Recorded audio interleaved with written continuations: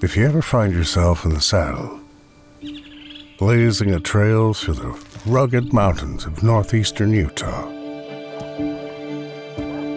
you might just be lucky enough to stumble upon 17,000 untouched acres of wildlife sanctuary.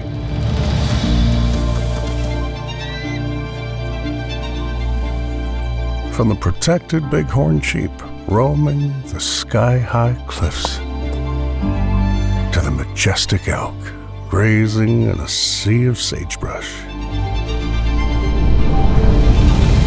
to the thunderous sound of bison drumming to the heartbeat of an untamed earth. This wild expanse will fill your soul and inspire you to protect our planet.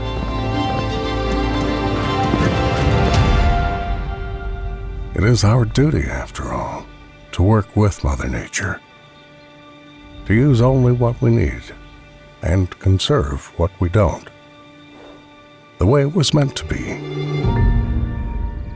Skyrider Ranch, loyal to the wild.